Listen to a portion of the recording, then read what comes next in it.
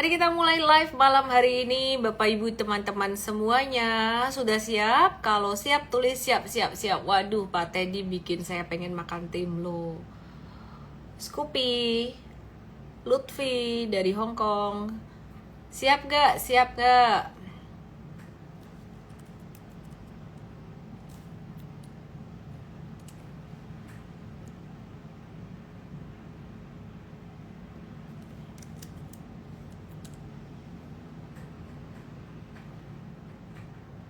Oke, siap ya. Kalau gitu chartnya aku matiin. Teman-teman yang ada di TokTok, yang di YT, boleh langsung ke Igoy ya. Oke deh, kita lihat dulu chart IHSG seperti biasa. Yang di TokTok, yang di YT boleh meluncur ke Igoy untuk melihat chart. Yang pertama aku mau share dulu chart IHSG.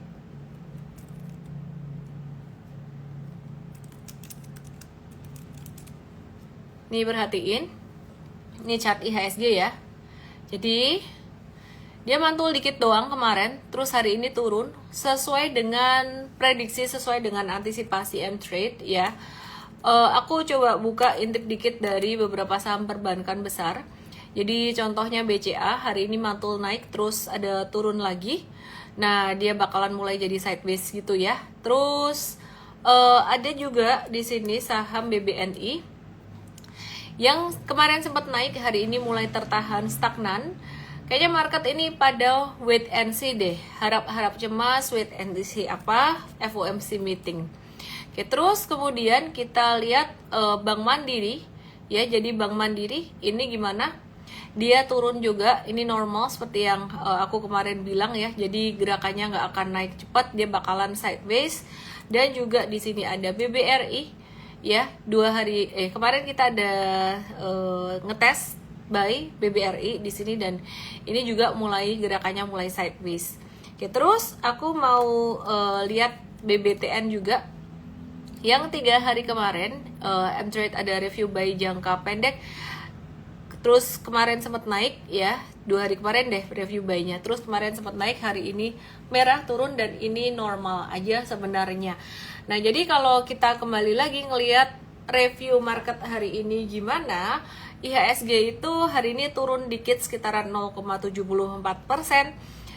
Asing masih net sell, foreign sell sebesar 560,45 miliar, dan banyak dijual saham sama asing tuh ada BRI 323,8 miliar, terus Bank Mandiri 95,3 miliar, Astra International 82,4 miliar, BRIS 61 miliar, dan United Tractors 26,9 miliar.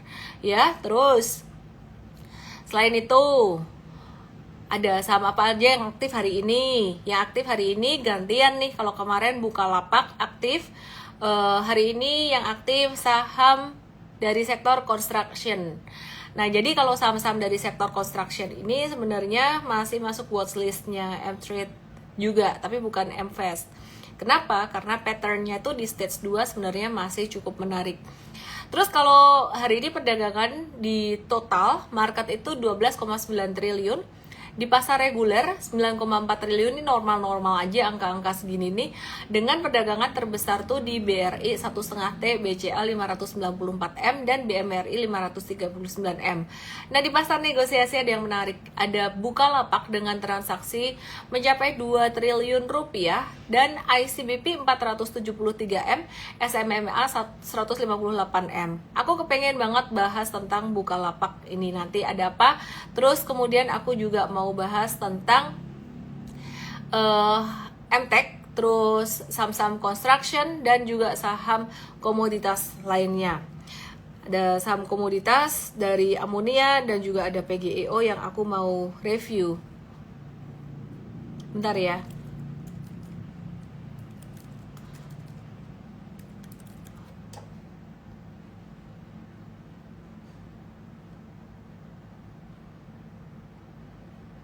Sebentar. Oke. Aku mau buka komennya dulu. Sebelum aku mulai, aku penasaran kalian pengen tahu tentang saham apa? Oh, ada yang nanya Saratoga, Pegas, PGEO, Unilever, Aces. Saratoga banyak ditanya. Oke. Big Banks aku bahas lagi deh, Big Banks-nya dikit ya. Tadi baru nge-review doang Big Banks-nya. Teman-teman langsung aja ke Igoi buat yang penasaran ngelihat chart. Langsung aja ke Igoi ya. Yang di Igoi sorry komennya aku banyak matiin, tapi kamu bisa gunakan fitur question box. Ini BBCA dia nggak akan naik tinggi-tinggi amat ya, dia bakalan sideways 50-50, arahnya naik dan turun, itu definisi sideways sebenarnya. Jadi wait and see dulu buat kalian yang mau trading, tapi kalau buat yang mau investing seperti biasa pakai strategi DCA atau dollar cost averaging. Terus kemudian BMRI atau Bank Mandiri. Di sini dia juga ada potensi untuk ada retracement atau turun ya untuk Bank Mandiri di sini. Jadi ini juga masih 50-50 terus dalam jangka pendek, tapi dalam jangka panjangnya ini masih oke. Nah, kita mau lihat untuk BBNI-nya ini juga sama, ada potensi untuk normal correction. Sebenarnya semuanya tergantung dari FOMC meeting hari ini bagaimana. Nah, terus ini sama BBRI juga bakalan sideways, bakalan ada normal correction, potensi bisa menguji kembali level 4.800-an. Ya, jadi sebelumnya investor itu kecewa karena nggak ada stimulus baru di China. Belum ada rencana memberikan paket stimulus jumbo lagi ya berikutnya. Nah, padahal pelaku pasar tuh investor-investor gede udah ekspektasinya tuh gede banget akan ada stimulus lagi buat menambah atau mendorong perekonomian di China. Jadi untuk sementara dalam jangka pendek ini juga berpengaruh negatif buat sektor komoditi. Nah, tapi kini investor tuh lagi wait and see, perhatiannya beralih dari China menuju ke Amerika. Wait and see apa yang akan disampaikan oleh Jerome Powell pada FOMC besok Kamis dini hari jam 1 pagi Indonesia. Pertemuan FOMC ini tuh bakalan memberikan catatan atau rincian tentang sikap The Fed terhadap kebijakan moneter ke depan, apalagi kalau bukan suku bunga yang dinanti-nanti. Nah, jadi market ini memprediksi gimana sih? Market memprediksi The Fed ini akan memangkas suku bunga lagi sebanyak 2 kali sebesar 25 basis poin pada November dan Desember 2024 dengan total 50 basis poin. Sekali lagi ini baru prediksi-prediksi ya teman-teman yang di market, analis-analis yang di market gitu, bukan kepastian ya. Jadi kadang-kadang The Fed bisa kasih kejutan yang lebih dovish tuh bisa bikin market hijau, tapi bisa juga bikin kejutan yang bikin hawkish tuh marketnya merah gitu loh. Jadi harapannya akan terjadi soft landing. Soft landing itu artinya gimana? Perekonomian yang tadinya bergejolak itu kalau pesawat tuh turun dengan mendaratnya tuh enak gitu loh. Kalau hard landing tuh artinya apa?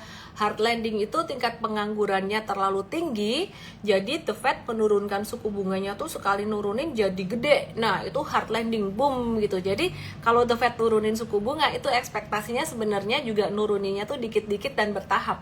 Kalau sampai hard landing nurunin suku bunganya tuh gede karena tingkat penganggurannya tuh di atas 5%, jadi boom gitu, perubahannya bakalan signifikan banget. By the way, tetap lebih bagus diturunkan suku bunga besar daripada tidak sama sekali. Tapi penyebabnya, kalau sampai The Fed nurunin suku bunga gede, berarti penyebabnya adalah perekonomiannya tuh udah agak-agak parah gitu loh di Amerika. Kira-kira kayak gitu. Nah, ada definisi lain nih gitu ya. Jadi definisi yang lain adalah gak ada landing-landingan deh gitu. Apa artinya? Gak ada landing-landingan artinya, oh tingkat penganggurannya sudah sangat membaik gitu loh. Jadi tidak diperlukan lagi pemotongan suku bunga. Nah, tingkat pengangguran yang bagus sebenarnya secara makro seakan-akan bagus, tapi buat traders, buat investor saham, mereka nggak suka kalau The Fed nggak nurunin suku bunga. Ekspektasinya masih nurunin suku bunga. Jadi perkiraannya tuh masih akan soft landing sebenarnya. Cuman tetap bersiap dengan segala kemungkinan ya. Jadi jangan semua duit dimasukin jika ada peluang pun. Seperti halnya investor-investor gede, kalau kita perhatikan 2 hari ini mereka lagi wait and see. mereka ada masuk balik ke big banks Indonesia, tapi mereka masuknya tuh nggak dihajar beli semuanya, kira-kira kayak gitu. Nah, terus kita mau review nih, selain saham perbankan, kita mau ngelihat saham-saham dari sektor komoditi ya. Gimana kabarnya? Katanya kemarin oilnya koreksi, hari ini masih retrace nih untuk Brent crude oil. Yuk kita lihat yuk buat yang lain. Buat WTI crude oil gimana teman-teman, bisa ngelihat di Igoi ya. Igoi aku @LNMan_official, chartnya bisa lihat di situ. Nah ini turun juga untuk WTI crude oil atau US oil. Turunnya normal sebenarnya, ini masih termasuk normal. Tapi bagaimana dengan saham-saham sektor komoditas oil di Indonesia? Kalau kemarin kita sempat profit taking untuk Elsa dalam jangka pendek itu sekitaran single digit, sekitaran 3-4%, saya lupa ingat. Saya coba cek ya. Nih M-Trade, kita cek Elsa, kurang mundur dikit. Nah, kelihatan kan? Ya, jadi profit takingnya tuh 3-4%-an dalam jangka pendek di hari Jumat kemarin. Terus saya keluarnya di Sabtu, saya agak telat dikit. Justru malah M-Trade seringkali lebih cepat ya, tapi harganya kurang lebih sama. Dan habis itu duitnya kemarin sempat aku tahan, tapi aku hari ini udah puterin lagi hasil jualannya Elsa. Nih aku udah masukin ke saham yang lain. Aku akan kabarin, kasih tahu di morning briefing M-Trade besok aku masuk ke saham apa. Pada gemes kan nungguin aku beli saham apa? Kalau aku sih sebenarnya lebih gemes dengan M-Trade review buy saham apa, karena menurut aku ya M-Trade kinerjanya lebih bagus. Kenapa? Karena kalau aku terkendala atau terbatas pada money management yang aku sengaja atur. Kalau kalian ngikutin, supaya aku mengatur supaya tidak terlalu banyak pilihan saham. Saya lagi ngetes strategi konsentrasi. Kalau biasanya diversify, aku ngetes konsentrasi buat swing trading. Terutama aku fokus di 2 saham. Jadi aku nggak bisa punya banyak pilihan saham untuk saat ini dalam proses ngetes ini. Maka dari itu M-Trade lebih punya banyak pilihan buat kamu. Nah intinya buat sektor oil ini, saham-saham oil teman-teman yang ada di YT, yang di tok-tok lihat ke Igoi @LNMan_official. Ini wait and see dulu aja buat kalian yang belum masuk ke sini. Buat yang udah masuk, ini yang di M-Trade, teman-teman yang jangka pendek udah profit taking, jangka menengah masih hold, ya sabar-sabar dulu aja. Hari ini turun dikit banget dan juga nggak ada volumenya.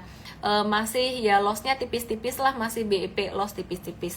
Nah bagaimana dengan saham yang ada kaitannya dengan oil lainnya?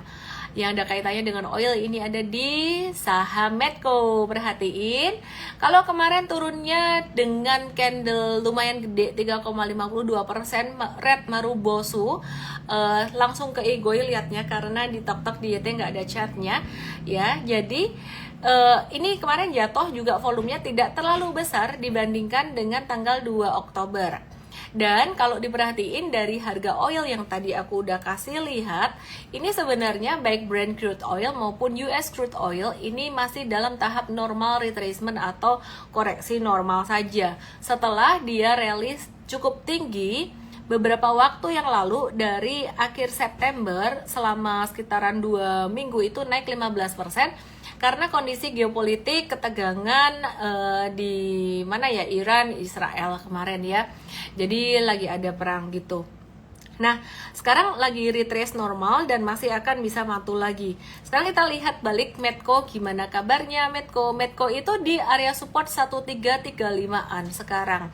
Ya, jadi kita bisa masukin dia jadi apa nih? Sementara ini kita masukin jadi watchlist dulu aja. Jadi bukan buat langsung dibeli ya, apalagi kalau kalian baru belajar saham, jangan langsung beli. Trading itu ada resikonya. Kalau kalian mau, kalian bisa belajar investasi dulu. Belajarnya di mvest.id/LIVE. emvest.id/LIVE ya. Jadi belajarnya di situ. Hari Minggu tanggal 20 Oktober jam 7 sore. 20 Oktober jam 7 sore ya. Daftar sekarang di emvest.id/LIVE, belajar basic tentang investing. Oke ya. Terus kemudian aku akan kasih lihat kalian saham yang lain yang ada kaitannya dengan minyak, tapi ini lebih ke distribusi dan dia ada propertinya gitu, ada JP gitu ya. Jadi perhatiin ini ada Akra, AKR Korporindo Tbk. Ini juga mirip sama saham-saham dari sektor yang ada kaitannya dengan oil. Jadi gerakannya kurang lebih ada miripnya nih, meskipun ya industrinya tidak persis plek-plekan gitu ya, kayak Elsa dan juga Medco. Nah, kalau diperhatiin dia juga normal correction sekarang ini. Jadi sempat uptrend sekitaran 15% naik dari 9 September, sekarang ini normal correction. Jadi baik Medco, Akra maupun Elsa ini masuk di dalam watchlist-nya gitu ya. Bentar ya. Oke, terus Akra. Abis itu kita mau bahas saham yang lain. Ini banyak yang nanya Pegas dan PGEO. Masih ada kaitannya dengan sektor migas. Oke lah, yuk kita bahas yuk Pegas dan PGEO. Pegas ini dia sebenarnya baru bangun dari stage satunya dia setelah downtrend, ini baru bangun gitu loh. Nah, terus perhatikan di sini Pegas dan PGEO ini baru bangun. Nah, dia sekarang ini lagi masih sideways. Intinya sejak kemarin China nggak jadi kasih stimulus, ini sektor komoditi sideways ngerem, sektor banking juga nggak naiknya kenceng, jadinya sideways semua, semuanya lagi sideways. Wait and see dulu. Ini teman-teman yang di M-Trade yang udah ada ini ya just hold dulu aja. Tapi kalau kalian yang apa namanya baru mau beli, sebaiknya wait and see. Wait and see-nya kapan? Wait and see-nya tuh nunggu antara nunggu breakout dari 1515 atau nunggu kalau dia retrace ke 1480-an, dekat area 1480. Intinya wait and see dulu aja lah. Trennya bagaimana? 3 hari ini tidak ada perubahan tren yang signifikan. Masih bisa dibilang membaik sejak tanggal 4 Oktober breakout kemarin. Itu membaik daripada sebelum-sebelumnya yang downtrend gitu loh. Jadi dalam jangka pendeknya sekarang jadi sideways. Nah, terus gimana nih dengan PGEO? PGEO tuh banyak banget ditanya juga hari ini. Nah, kalau PGEO nih M-Trade malah tadi ada review buy nih. Kenapa? Ini nyolong start, sebenarnya nyolong start di stage 1. Nah, ini nyolong start di stage 1 ini perhatikan. Kenapa bisa dibilang stage 1? Nah, ini ya teman-teman ya, ini downtrend nih di sini teman-teman. Yang di TokTok, yang di YT boleh ke Igoy yuk, belajar di Igoy bisa ngebaca chart saham nih dikit-dikit nih ya. Oke, perhatikan di sini. PGEO tuh di bawah garis merah ini kan downtrend. Terus sejak dia naik pada tanggal 23 September dia naik ini menjadi sideways ya, menjadi sideways dan kemudian jadi sideways dan kemudian hari ini belum breakout. Sebenarnya hari ini tuh masih pada masa sideways-nya. Ada double bottom tapi nggak sempurna bentuknya.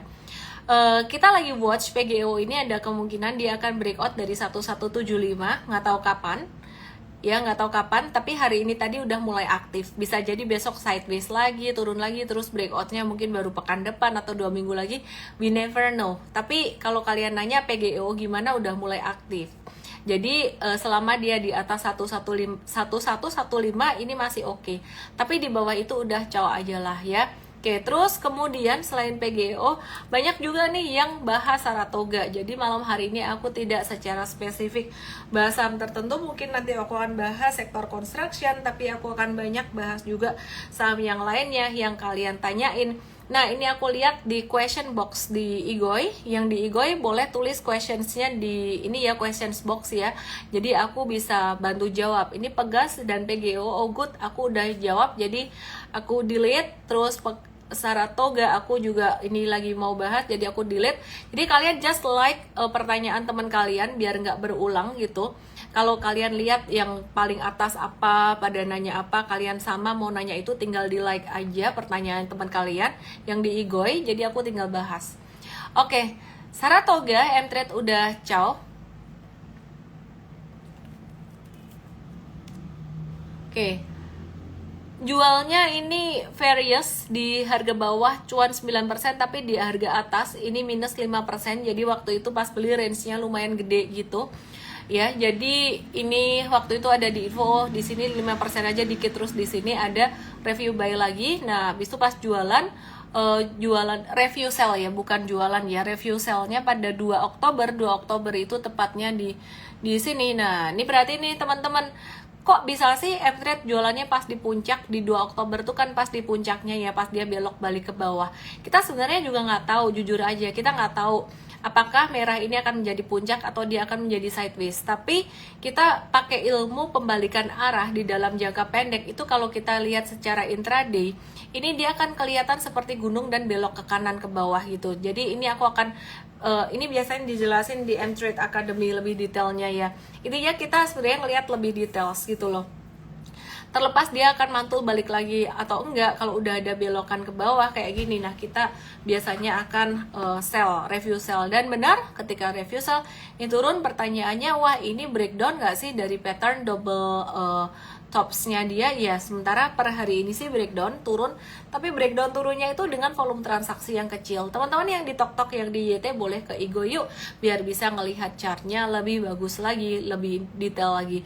Intinya sebenarnya meskipun ada raw energy, ada sentimen positif, dia mau jual divestasi AI-nya, perusahaan AI-nya dia, dan kalau jual AI ini kan mesti investor-investor tuh harus punya Adaro untuk bisa beli AI saat IPO nanti gitu loh. Nah terus itu bakalan jadi sentimen yang bagus nggak sih buat Adaro? Iya sih bagus, cuma sekali lagi kita mesti perhatiin timing ya. Adaro ini aku perhatiin, ini monthly-nya tuh udah sangat rawan sekali. Be very careful di sini buat Adaro. Perhatikan chart di Igoi ya, karena di situ nggak kelihatan. Perhatikan di Igoi. Nah ini 1, 2, 3, 4 bulan ini garis kemiringannya. Oke, saya akan ukur garis kemiringan trend. Saya akan ukur. Masa sih? Oh ini 44%, gimana sih nggak keluar kemiringan trennya? Sebentar, aku mau edit dulu object tree, visibility, gak keluar. Udahlah, aku kira-kira aja lah, ini pokoknya garis kemiringannya udah 80 derajat, hampir 90 derajat gitu loh. Jadi ini udah gak wajar. Jadi kita lebih mengantisipasi resiko daripada potensi naiknya. Dalam 1-2 bulan dia bisa turun 15%-an dari level puncaknya di 4.000. Kalau 4.050, kalau dari sekarang berarti sekitaran 12%-an dalam 1-2 bulan. Kenapa begitu? Karena ini chart monthly. You have to be very careful. Oke, okidoki. Mari kita lihat saham yang lainnya. Aku mau buka komen dan aku mau lihat questions box. Padang nanya Antam. Aku baca di question box 44 orang like Ziwain Nazif yang nanya, Antam coba miss. Oke deh, aku akan bahas Antam sementara aku delete pertanyaannya. Karena udah aku bahas, langsung aja yang di TokTok yang dia lihat ke Igoi LMA_official. Yuk saham Antam, aneka tambang, bu ibu yang suka beli emas, yang suka belanja emas. Enaknya beli emas fisik, emas batangan, atau emas Antam, atau beli saham Antam ya. Ibu-ibu adalah orang yang paling kaya. Kenapa? Ibu-ibu ini punya emas di rumah berpuluh-puluh kilo. Seperti saya, Mas David, 60 kilo. Mas David. Terus baik lagi, suka kasih saya makanan enak-enak. Cari suami tuh yang kayak gitu, yang suka kasih makanan enak-enak ya. Jadi istri biar nggak cerewet sama suaminya, nge-live aja. Antam saat ini lagi berada di resistance lumayan kuat, ada pattern broadening kayak gini, dan dia ada potensi untuk turun normal atau retrace sementara ya. Jadi menurut aku sih sebenarnya Antam ini agak ketinggian. Meskipun demikian M-Trade masih tetap punya Antam, tapi posisinya tinggal nge-hold doang, bukan dia bukan nggak nge-review buy lagi gitu loh. Jadi kalau kamu join M-Trade, dapat e-course-nya, terus kamu bisa dapat ini. Ya, masih boleh beli nggak? Tidak sayang. Nah, jadi bisa dapat ini stock pick, terus kemudian analisis, dan kita itu yang pertama loh berlisensi penasehat investasi dari OJK, satu-satunya yang punya app edukasi, satu-satunya yang punya app edukasi, tidak melalui Telegram yang banyak penipuan-penipuan. Oke deh, ya jadi Antam ini intinya di M-Trade masih ada, tapi sifatnya buat hold aja dan udah cuan banyak ya. Udah cuan sekitaran 9-11% di tengah gonjang-ganjing dan market yang fluktuatif saat ini. Teman-teman langsung aja ke @igoy_official. Terus kalau yang baru mau beli jangan beli dulu ya dek ya, jangan ya dek ya. Oke. Kalau gitu aku buka pertanyaan berikutnya dari Mr. Ardian Syah Hiski. Boleh komoditas khususnya PTBA ITMG Indi. Wah, ini borongan ini. Borongan ini ya. Oke. PTBA ITMG dan Indika Energi. Sebentar, sabar. Sabar. Aduh, banyak benar ini orang nanya. Sabar.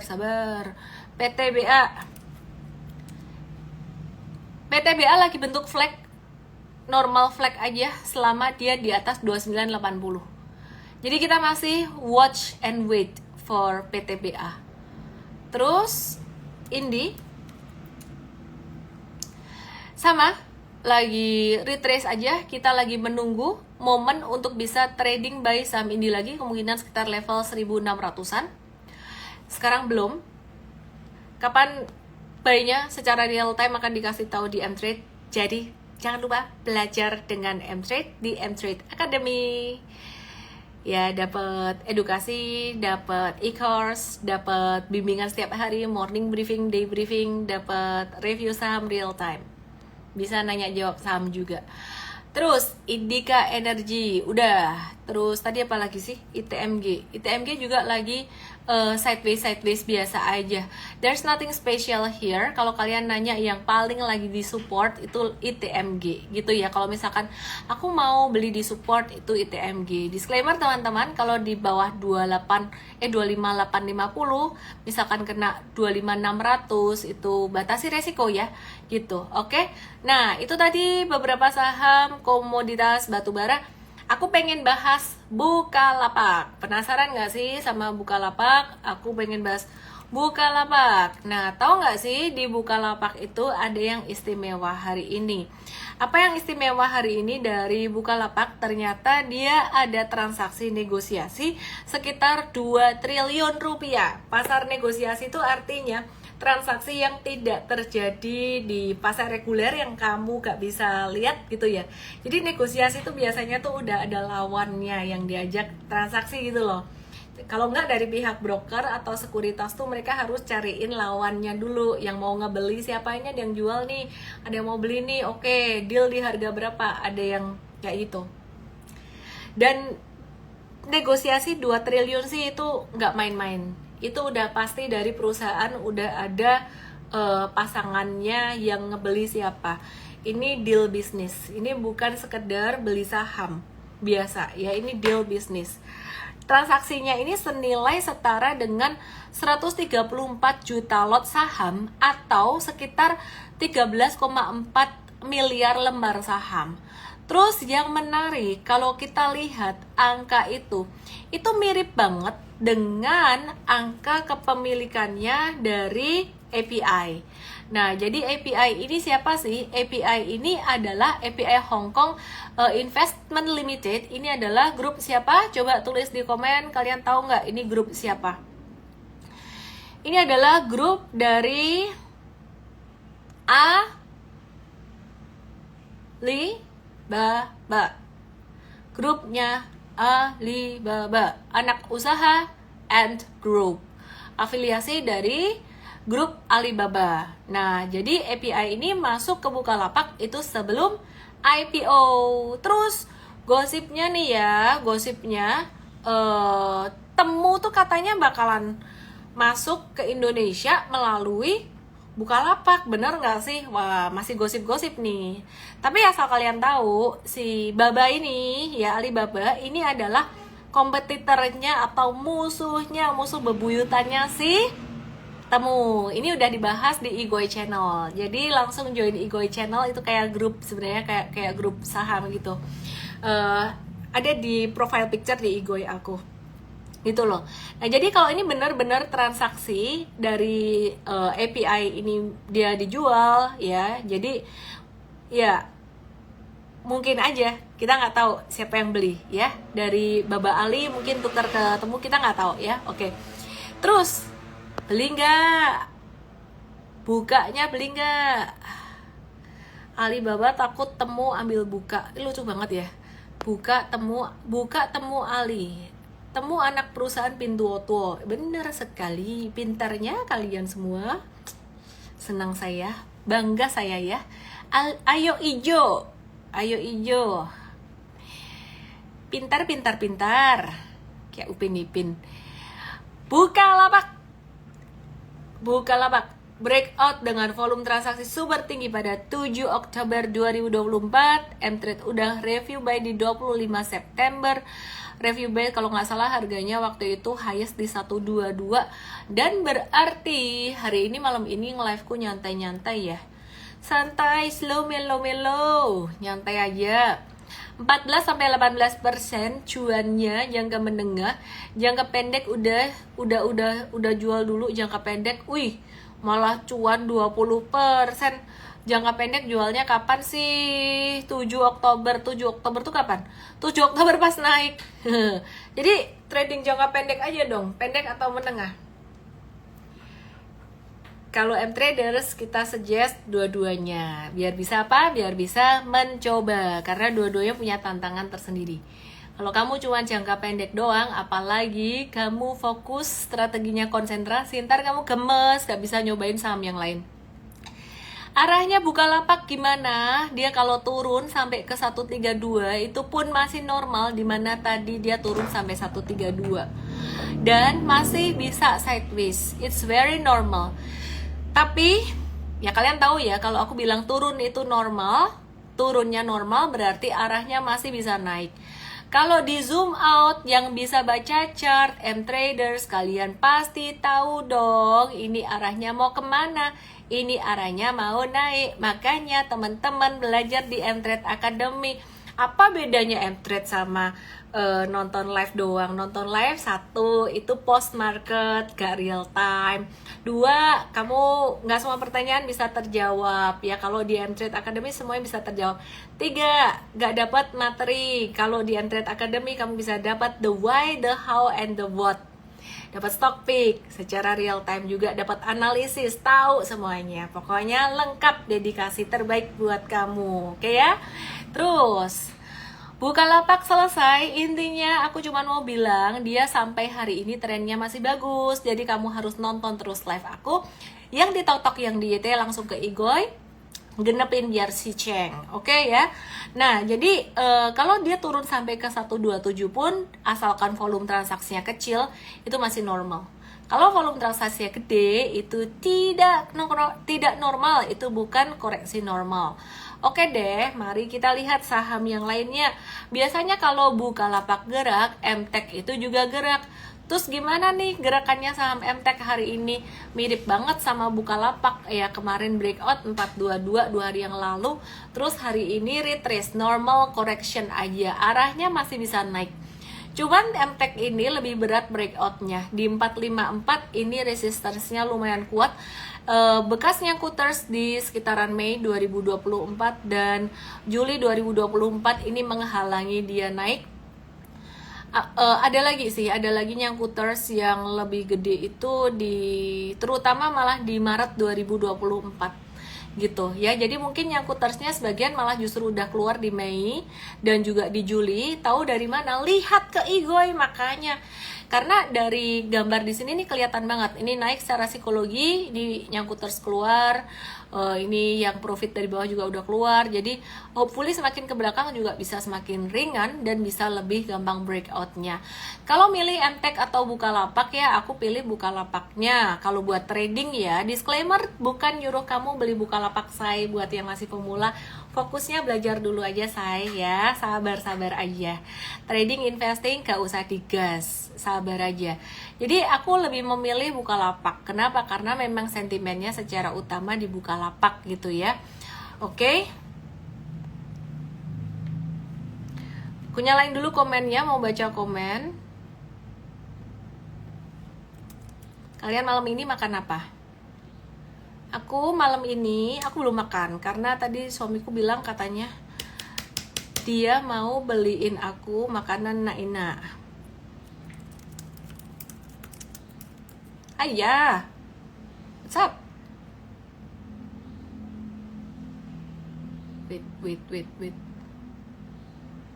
Review PGEO kak, udah. Lihat, aku abis ini mau bahas construction karena construction ini ada gejala-gejala nih, ya. PGEO kan, PGEO tadi udah belum sih? Saya jadi lupa.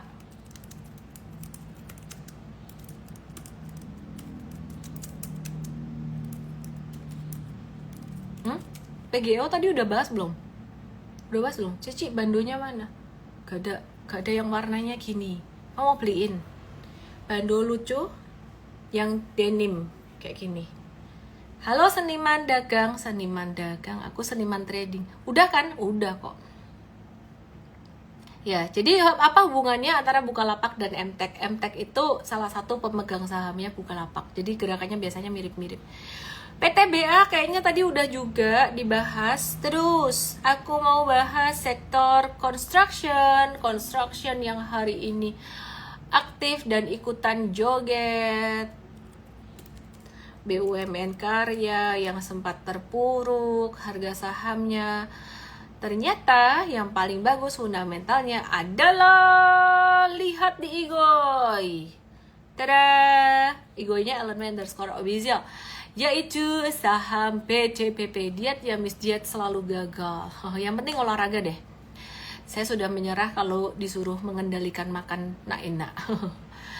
Oke. PTPP, aku sempat trading ini juga beberapa kali. Swing. Nah, ini nunggu dia breakout. Ini pattern jangka menengah sih sebenarnya.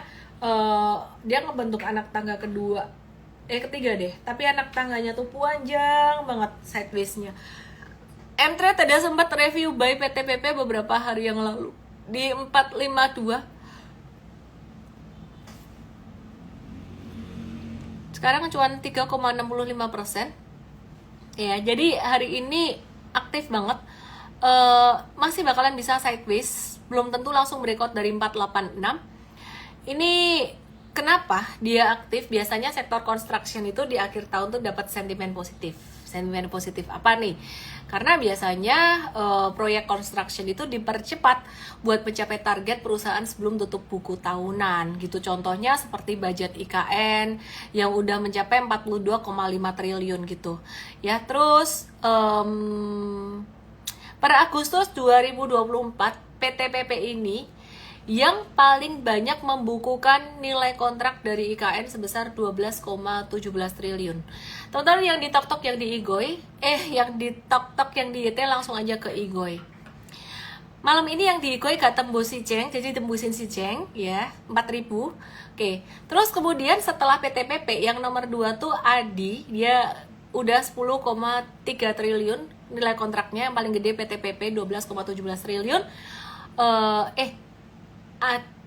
Nomor 2 Wika deh, sorry. 1 PTPP 12,17 triliun, 2 Wika 11,05 triliun, dan 3 Adikarya 10,3 triliun gitu. Oke. Laba bersihnya paling gede kenaikannya secara tahunan tuh PTPP naik 52,5%. Habis itu Adikarya naik 11%. Jadi makanya aku di construction M-Trade juga ngeliatinnya dua ini terus. Kalau nggak PTPP Adi buat trading gitu. Ya. Terus Debt to equity ratio-nya juga ADI sama PTPP itu yang paling rendah 1,07 kali buat ADI. PTPP itu 1,45 kali, sedangkan WSKT 7,3 kali. Gede. Terus kita lihat ya, nilai kontraknya udah lumayan gede. Sekarang teknikalnya gimana? PTPP Pembangunan Perumahan TBK, langsung ke Igoy saya buat bisa lihat chartnya. Saat ini dia masih sideways aja meskipun hari ini cakep. Ya maunya sih cepetan breakout lah dari 486. Nungguin apa sih? Nungguin duit siapa? Duitnya BD kah? Atau duitnya investor gede? Ya nggak tahu lah, pokoknya duit orang yang beli ini. Psikologi market demand besar sekarang masih ada di beberapa hal ya, jadi beberapa saham, beberapa sektor yang lain. Jadi kalau aku melihat sektor construction ini adalah sektor yang laggard, telat gerakannya belakangan, nggak terlalu dipilih sama investor-investor gede karena mereka sekarang fokusnya masih di saham-saham banking yang habis diskon gara-gara sentimen stimulus China. Fokusnya masih ke situ. Kalau nggak ke situ, ke komoditi. Komoditi kan oilnya naik, turunnya retrace doang kan. Tadi udah kasih tahu di awal kan. Jadi fokusnya masih muter-muter banking komoditi. Plus kalau kalian ingat beberapa hari kemarin aku tuh sempat bahas Tins Inco yang juga udah naik. Ini lagi pada nunggu retracement nih, duitnya investor gede masih di sini. Ini masih muter-muternya di banking dan di komoditi.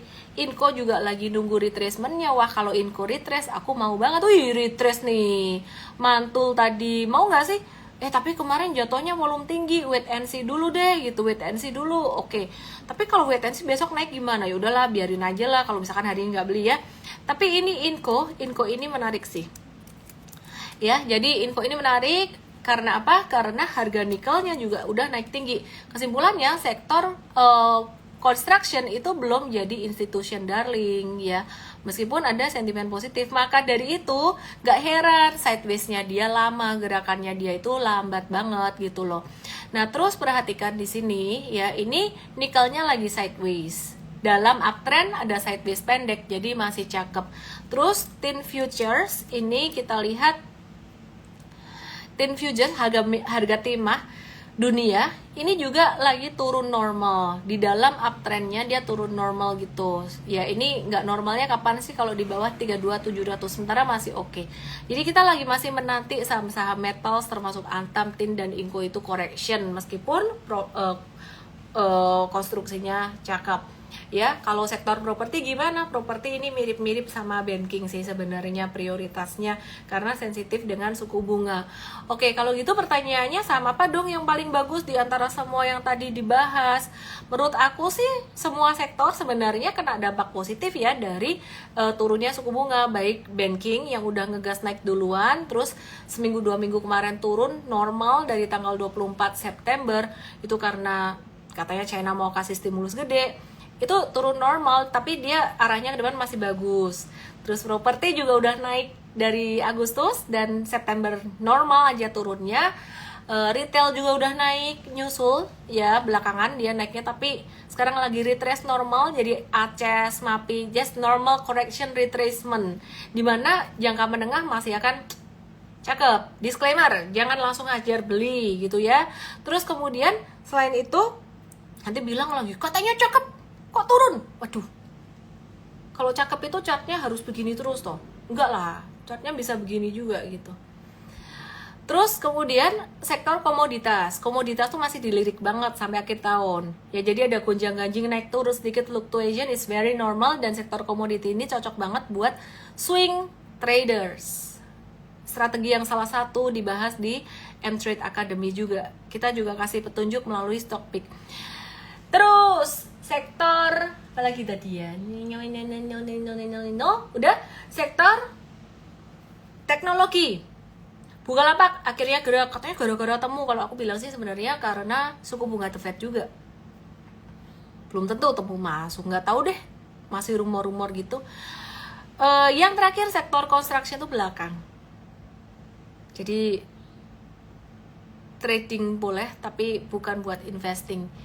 Oke, teman-teman semuanya, aku mau lihat beberapa question sekalian. Aces S Hardware. Aku mau kasih lihat S Hardware di sini. Aces, mulailah perjalanan Anda berinvestasi saham belajar dengan MVest. Tanggal 20 Oktober jam 7 sore, biar kamu nggak cuman asal tunjuk aja sahamnya, nggak gambling, nggak cuman asal dengar apa kata Ellen di live. Masih bagus dengar kata Ellen. Kalau kamu dengar kata pom-pomers atau orang yang mereka memang mau pump and dump, goreng-goreng saham, waduh, kata nenek itu berbahaya. Jadi belajar, daftarnya di emvest.id_live tanggal 20 Oktober nanti belajarnya ya. Infrastruktur juga naik Miss, besok aja ya di M-Trade ya. Nah ini cakep, retracementnya sampai hari ini masih cakep gitu loh. Jadi saya tadi galau. Aku berusaha untuk tidak memilih lebih dari 2 saham. Karena lagi ngetes strategi konsentrasi. Tapi aku kepengen 3. Aku kepengen ini, aku kepengen Aces, aku kepengen itu. Aces saya sebut masuk salah satunya gitu loh. Kira-kira aku beli yang mana ya? Aku bahas di morning briefing M-Trade besok. Aku kepengen MAPI dan alasannya kenapa. Dan belum tentu yang aku pilih ini jadi multi bagger loh. Intinya kalau kamu trading, kamu investing, syukuri cuan yang kamu dapat. Oke ya. Miss kalau pagi apa juga nge-live morning briefing itu bareng dengan tim aku. Tim M-Trade itu udah jago-jago semua, jos semua, dan aku sudah tinggal mengamati aja. Kadang-kadang kalau aku lagi tiba-tiba terpikir, aku lagi test and trial strategi ini loh, tiba-tiba aku share di situ. Beda sama live. Intinya di morning briefing aku lebih bisa membagikan strategi, bukan cuman baca saham doang. Miss baru bisa pegang HP, please rangkuman live hari ini.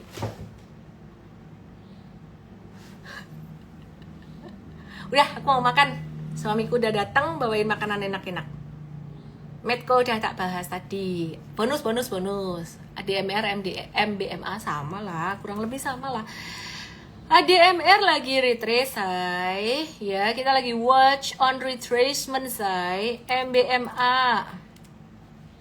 MBMA juga lagi retrace, say. Kita juga lagi watch on retracement.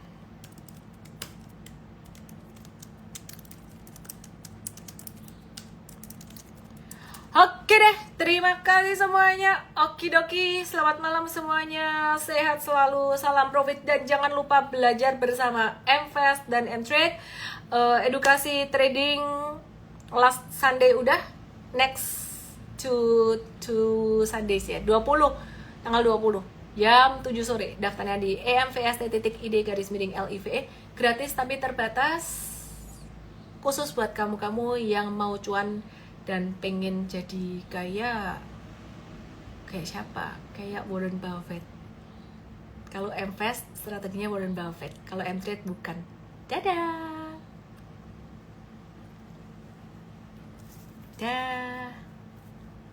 Palingan sate. Makan apa ya malam ini ya? Malam ini makanan saya enak-enak, crispy dah. Morning briefing sering ngelek, aku bacanya ngelek loh, ya ampun. Agus Kiwanto ngelek koneksimu kali, yang lain enggak dicek koneksinya Pak Agus. By the way, Rottweilernya lucu. Good night, soto malam-malam, bye Mer, bener Hussein Leo, dah.